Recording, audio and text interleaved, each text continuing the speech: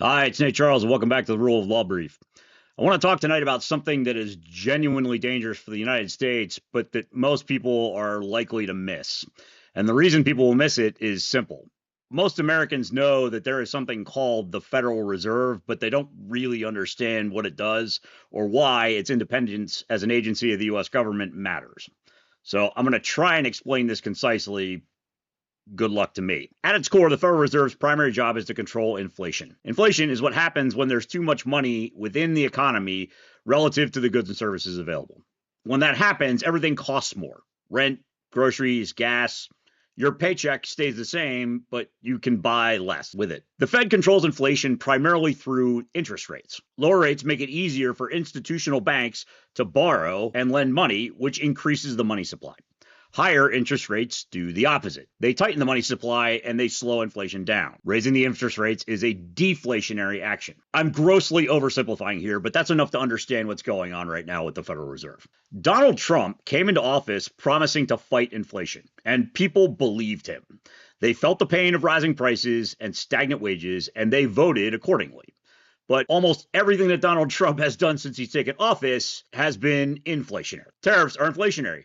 They raise prices. Pressuring the Fed to cut interest rates without a good reason is inflationary. It increases the money supply. So if you understand even basic macroeconomics, this pattern is obvious. Donald Trump isn't about helping people on Main Street. He's about helping people on Wall Street. Big banks and large corporations that benefit enormously from cheap money and easy credit. Here's where things get really dangerous. The Federal Reserve is an independent agency of the US government. That independence is deliberate. Members of the Fed serve long, staggered terms so that no president can control monetary policy for political gain. That design exists for one reason, because monetary policy is too important to the health of the United States and too destructive if it's done wrong to be driven by the short-term interests of any one politician or any one political party. Trump has already tried to undermine that independence before, and now he's escalating things by opening up a criminal investigation into the leadership of the Federal Reserve based on transparently flimsy allegations. These allegations are ridiculous, but the real point isn't the allegation, it's the message that it sends. Donald Trump's message is clear. Do what I want, or I will use the criminal justice system against you. That is weaponization of criminal law to coerce an independent economic institution. And once that line is crossed, the consequences are severe. Monetary policy becomes political. Inflation becomes chronic and intentional.